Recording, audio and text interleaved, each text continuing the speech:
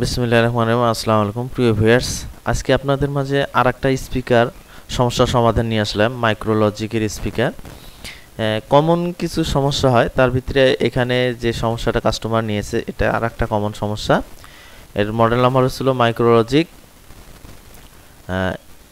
ML 4030 BTT। যে স্পিকারটা আছে trolley speaker, এটা দেখেন এখানে আমি অ্যাডাপ্টার লাগাই দিয়েছি। চার্জার অ্যাডাপ্টার খুলিয়ে দিলে কিন্তু অফ হয়ে যাচ্ছে।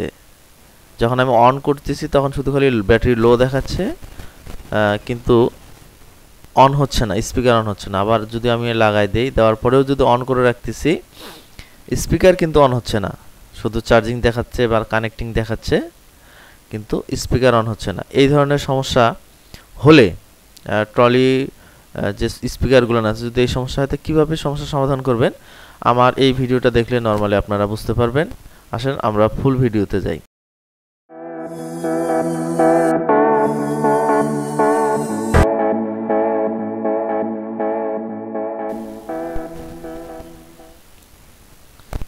এবার আমরা প্রথমে স্পিকারটা ফুল খুলে নেব। যে স্ক্রুগুলান আছে, প্রথমে হ্যান্ডেলটা, যেটা ট্রলির হ্যান্ডেলটা, এটা আমরা খুললাম। পরবর্তীতে আমাদের যে মেইন যে সার্কিট যেখানে লাগানো আছে সেগুলানের যে স্ক্রুগুলান আছে সবগুলো আমরা খুলে নেব। ভিডিওটা আমি শর্ট করে নিচ্ছি, কারণ স্ক্রুগুলো খোলা নর্মালি সবগুলো একই। সাইটের যে সব স্পিকারের যে সব পিছনের সাইডে যে সব স্ক্রুগুলান আছে, সব স্ক্রুগুলো আমরা খুলে নেব। খুলে নিয়ে কিন্তু ব্যাক সাইডের যে মেন সার্কিট যেটাতে লাগানো আছে সেটা কিন্তু অন হয়ে যাবে।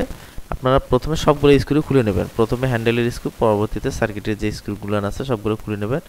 নেওয়ার পরে কিন্তু আমাদের মেন সার্কিটটা যেটা আছে অন হয়ে গেল। এবার আমরা চেক করব আসলে নর্মালি কি কমন সমস্যা হয়। যেমন হচ্ছে দেখেন এখানে এই যে আমাদের যে ক্যাপাসিটার বা অন্য অন্য যে কম্পোনেন্টগুলো লাগানো আছে, এগুলো আমরা সুন্দরভাবে চেক করব যে কোথাও কোনো কম্পোনেন্ট লুজ আছে কিনা। নর্মালি আমাদের এটা চেক করতে হবে লুজ আছে কিনা বা পুড়ে গেছে কিনা, সেগুলো চেক করতে হবে। বা কোনো কেবলের যে জয়েন্টারগুলো আছে খুলে গেছে কিনা, আমরা এইভাবে চেক করব। আমরা এভাবে চেক করতেছি। আসলে এগুলো আমরা চাপ দিয়ে বসায় দিচ্ছি। এরপর আমাদের কাছে কিন্তু মেইনলি প্রবলেম আসলে হচ্ছিল এখানে যে একটা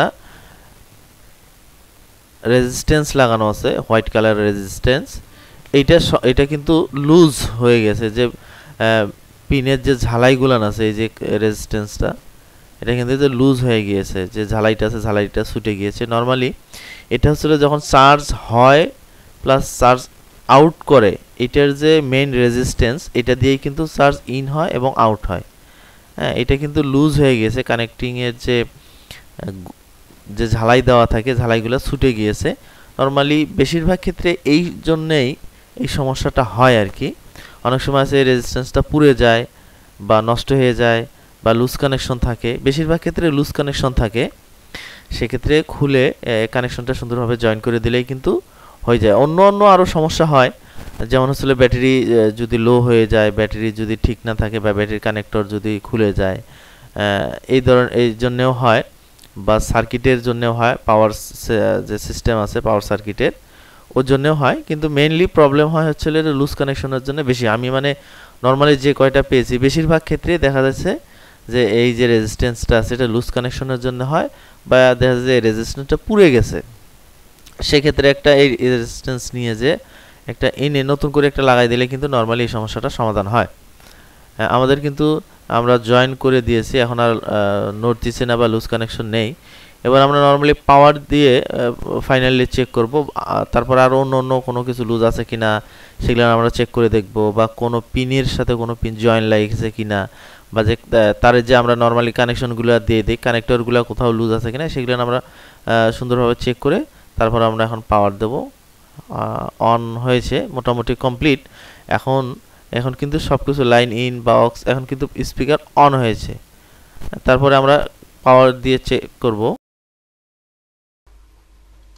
please click my channel, subscribe and bell button.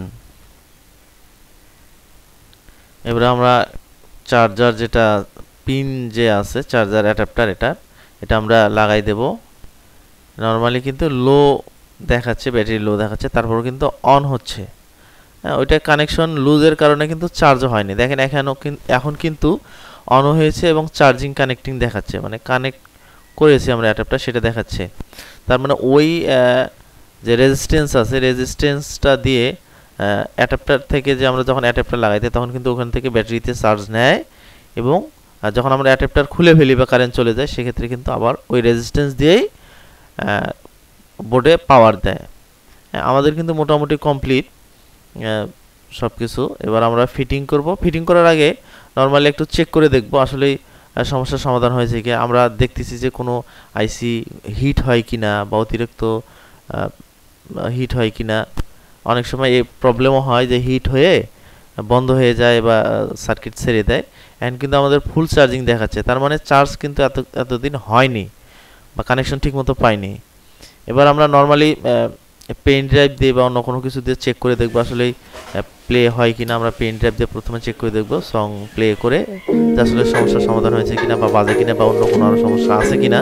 আমরা কিন্তু চার্জের যে লাইনটা আছে সেটা খুলে দিলাম, এবার সং প্লে হচ্ছে কিন্তু এখন।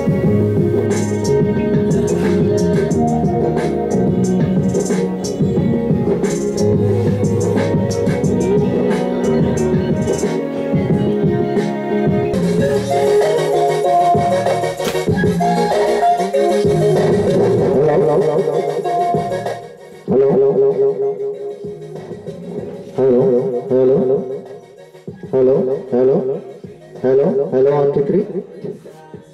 Hello, 1 2 3 4 5 6 7 8 9 10 0. Hello, microphone check. Hello, 1 2 3. Hello, microphone check. Hello, 1 2 3 4 5 6 7 8 9 10 0. Hello. To my place, I feel my heart erase. So catch me if I fall.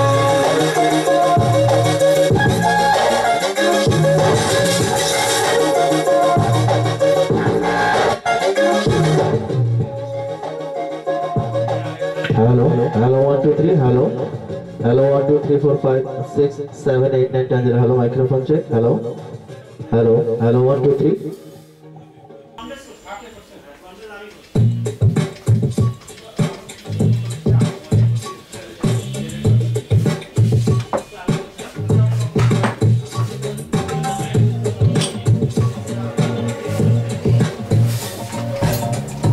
আমরা কিন্তু মোটামুটি মাইক্রোফোন প্লাস পেন ড্রাইভ বা সব মোটামুটি যে কয়ভাবে চেক করা যায় আমরা সবভাবে চেক করলাম।